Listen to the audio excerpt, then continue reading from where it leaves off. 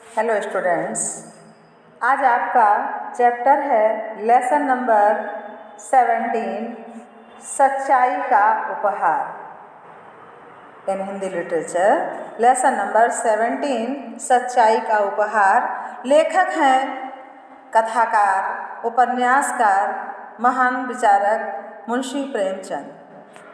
प्रस्तुत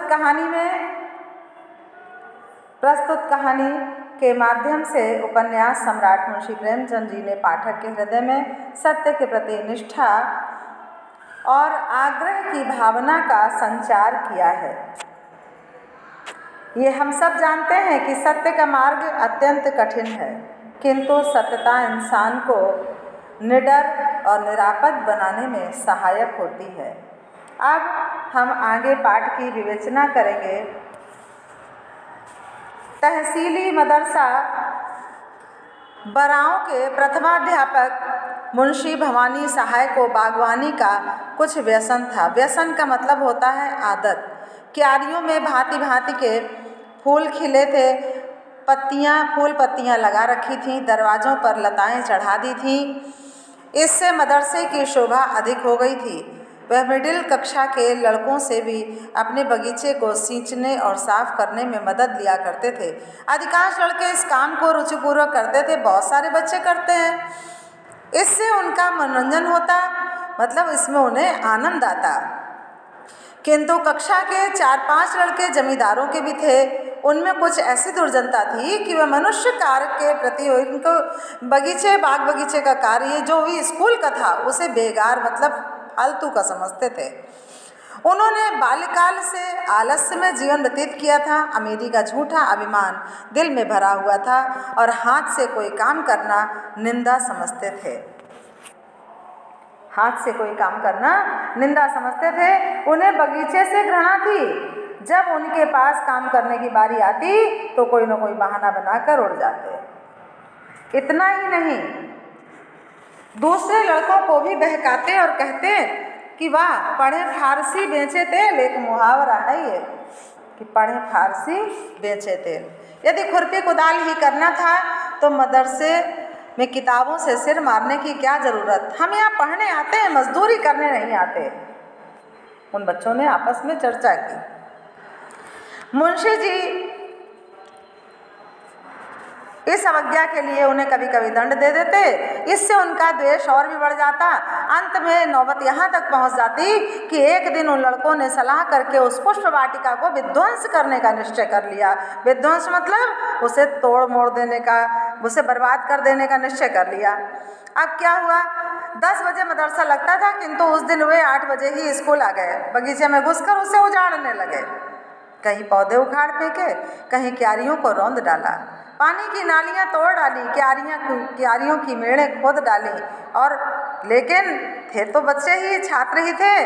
अब मारे भय के उनकी छाती धड़क रही थी कि कहीं कोई देख न ले। लेकिन एक छोटी सी फुलवारी को उजाड़ते कितनी देर लगती है? 10 मिनट में सारा हरा भरा बाग नष्ट हो गया। लड़के शीघ्रता से निकले, लेकिन दरवाजे तक ही आए थे कि उन्हें एक सहपाठी की सूरत दिखाई दी। दुबला पतला, दरिद्र और चतुर लड़का। नाम था बाज बहादुर। बड़ा गंभीर शांत लड़का था। ऊधम पार्टी से लड़के उससे जलते थे। उसे देखते ही उसका रक्त सूख गया। विश्वास हो गया कि इसने जरूर देख लिया होगा, ये मुंशी जी से कहे बिना न रहेगा। बुरे फंसे, आज कुशल नहीं है। ये राक्षस इस समय यहाँ क्या करने आया था? आपस में इशारे हुए, यह सलाह हुई कि इसे मिला लेना चाहिए। जगत सिंह उनका मुखिया था। आगे बढ़कर बोला, बाज बहादुर, सवेरे कैसे आ गए? हमने तो आज तुम लोगों के गले की फांसी छुड़ा दी। लाला बहुत दिख किया करते थे ना, यह करो वह करो, मगर यार देखो कहीं मुंशी जी से जड़ मत देना, नहीं तो लेने के देने पड़ जाएंगे। जयराम ने कहा, कहे क्या देंगे, अपने ही तो हैं। हमने कुछ किया है वह सबके लिए किया है, केवल अपनी भलाई के लिए नहीं। चलो यार, तुम्हें बाजार की सैर करा दें, तुम्हारा कुछ मुंह मीठा करा दें। बाज बहादुर ने कहा, नहीं, मुझे आज घर से पाठ याद करने का अवकाश नहीं मिला, यहीं बैठकर पढ़ूंगा। जगत सिंह, अच्छा मुंशी जी से कहोगे तो ना। बाज बहादुर, मैं स्वयं तो कुछ ना कहूँगा, लेकिन उन्होंने मुझसे पूछा तो। जगत सिंह ने कहा, कह देना मुझे नहीं मालूम। बाज बहादुर ने जवाब दिया कि मुझसे झूठ न बोला जाएगा। क्या उसने उत्तर दिया? कि मुझसे झूठ न बोला जाएगा। जयराम ने कहा, अगर तुमने चुगली करी और हमारे ऊपर मार पड़ी तो हम पीटे बिना तुम्हें नहीं छोड़ेंगे। बाज बहादुर ने कहा, हमने कह दिया कि हम चुगली नहीं करेंगे, लेकिन मुंशी जी ने पूछा तो झूठ भी ना बोलेंगे। जयराम, तो हम तुम्हारी हड्डियां भी तोड़ देंगे। बाज बहादुर, इसका तुम्हें अधिकार है। अब क्या हुआ? 10 बजे जब मदरसा लगा तो मुंशी भवानी सहाय ने बाग की दुर्दशा देखी तो क्रोध से आग बबूला हो गए। बाग के उजड़ने का इतना खेद न था जितना लड़कों की शरारत का। यदि किसी सांड ने दुष्कृत्य किया होता तो वह केवल हाथ मलकर रह जाते, किंतु लड़कों के इस अत्याचार को सहन न कर सके। ज्यों ही लड़के दर्जे में बैठ गए, वे तेवर बदले हुए आए और गंभीर भाव से उन्होंने पूछा, बाग किसने उजाड़ा है? कमरे में सन्नाटा छा गया। अपराधियों के चेहरे पर हवाइयाँ उड़ने लगीं। मिडिल कक्षा के 25 विद्यार्थियों में ऐसा कोई न था जो इस घटना को न जानता हो, किंतु किसी में यह साहस न था कि उठकर साफ साफ कह दें। सब सिर झुकाए मौन धारण किए बैठे थे। अब आगे क्या हुआ? अब मुंशी जी का क्रोध और भी प्रचंड हुआ। भाई, एक तो नुकसान, और ऊपर से जब ये पता न चले कि किसने किया है तो क्रोध तो आता ही है। तो चिल्लाकर बोले, मुझे विश्वास है कि तुम ही लोगों में से किसी की शरारत है। जिसे मालूम हो स्पष्ट कह दे, नहीं तो मैं सिरे से पीटना शुरू करूँगा। फिर कोई यह न कहे कि निरपराध मारे गए। एक लड़का भी न बोला, तब भी न कोई बोला। फिर वही सन्नाटा। मुंशी, देवी प्रसाद तुम जानते हो? देवी, जी नहीं, मुझे कुछ नहीं मालूम। शिवदास, तुम जानते हो? जी नहीं, मुझे कुछ नहीं मालूम। बाज बहादुर, तुम कभी झूठ नहीं बोलते, तुम्हें मालूम है? अब बाज बहादुर उठकर खड़ा हो गया। उसके मुखमंडल पर वीरत्व का प्रकाश था, वीरता का प्रकाश था। नेत्रों से भी साहस झलक रहा था। जी हाँ, और सारे नाम बता दिए। मुंशी जी ने कहा, शाबाश। अपराधियों ने बाज बहादुर की ओर रक्तवर्ण आंखों से देखा और मन में कहा, अच्छा। भवानी सहाय बड़े धैर्यवान मनुष्य थे। यथाशक्ति लड़कों को यातना नहीं देते थे, किंतु ऐसी दुष्टता को दंड देने में वे लेश मात्र भी दया न दिखाते थे। छड़ी मंगाकर 5 अपराधियों को 10-10 छड़ियाँ लगाईं। सारे दिन बेंच पर खड़ा रखा और चाल चलन के रजिस्टर में उनके नाम के सामने काले चिन्ह बना दिए। मतलब कहने का कि उन्होंने रिपोर्टिंग कर दी कि ये बच्चे कैसे हैं। अब क्या हुआ? बाज बहादुर से शरारत पार्टी वाले लड़के यूं ही जला करते थे। जो शरारती पार्टी वाले लड़के थे, पार्टी माने समूह के लड़के थे, वो यूं ही जला करते थे। आज उनकी सच्चाई के कारण उनके खून के प्यासे हो गए। यंत्रणा व सहानुभूति पैदा करने की शक्ति होती है। उस समय दर्जे के अधिकांश लड़के अपराधियों के मित्र हो गए। अब क्या हुआ?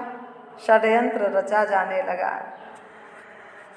षड्यंत्र रचा जाने लगा।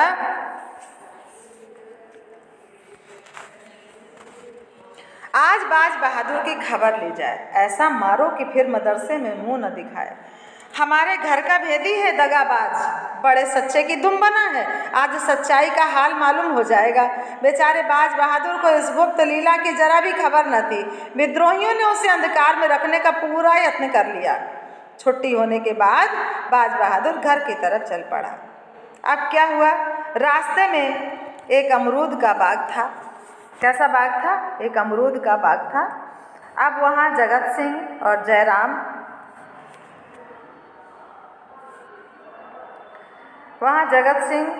जयराम कई लड़कों के साथ खड़े थे। बाज बहादुर चौंका, समझ गया कि ये लोग मुझे छेड़ने पर उतारू हैं, किंतु बचने का कोई उपाय न था। कुछ हिचकता हुआ आगे बढ़ा। जगत सिंह बोला, आओ लाला, बहुत राह दिखाई, आओ सच्चाई का इनाम लेते जाओ। बाज बहादुर ने कहा, रास्ते से हट जाओ, मुझे जाने दो। जयराम ने कहा, जरा सच्चाई का मजा तो चखते जाइए। बाज बहादुर, मैंने तुमसे कह दिया कि जब मेरा नाम लेकर पूछेंगे तो मैं बता दूंगा। जयराम, हमने भी तो कह दिया था कि तुम इस काम का इनाम लिए बिना न छोड़ेंगे। यह कहते हुए बाज बहादुर की तरफ घूंसा तानकर बढ़ा। जगत सिंह ने उसके दोनों हाथ पकड़ने चाहे। जयराम का छोटा भाई शिवराम अमरूद की एक टहनी लेकर झपटा। शेष लड़के चारों तरफ खड़े होकर तमाशा देखने लगे। यह रिजर्व सेना थी जो आवश्यकता पड़ने पर मित्र दल की सहायता के लिए तैयार थी। बाज बहादुर बहुत दुर्बल लड़का था। दुर्बल माने शरीर से कमज़ोर था। उसकी मरम्मत करने को 3 लड़के, मजबूत लड़के काफ़ी थे। यह सब लोग यही समझ रहे थे कि क्षण भर में ये तीनों उसे गिरा देंगे। अब बाज बहादुर ने देखा कि शत्रुओं ने शस्त्र प्रहार करना शुरू कर दिया, तो उसने कनखियों से इधर उधर देखा। तब तेजी से झपटकर शिवराम के हाथ से अमरूद की टहनी छीन ली और 2 कदम पीछे हटकर टहनी ताने हुए बोला, तुम मुझे सच्चाई का इनाम या सजा देने वाले कौन होते हो? दोनों ओर से दांव पेच होने लगे। बाज बहादुर था तो कमज़ोर था, वह पर था अत्यंत चपल और सतर्क। उस पर सत्य का विश्वास हृदय और भी बलवान बनाए हुए था। सत्य चाहे सिर कटा दे लेकिन कदम पीछे नहीं हटाता। कई मिनट तक बाज बहादुर उछल उछल कर वार करता रहा, हटाता रहा, लेकिन अमरूद की टहनी कहाँ तक थम सकती थी। जरा देर में धज्जियाँ उड़ गईं। जब तक उसके हाथ में रही तलवार रही, कोई उसके निकट आने की हिम्मत न करता था। निहत्था होने पर वह ठोकरों और घूंसों से जवाब देता रहा, मगर अंत में अधिक संख्या में ने विजय पाई और उससे कुछ मूर्छा सी आ गई। शत्रु ने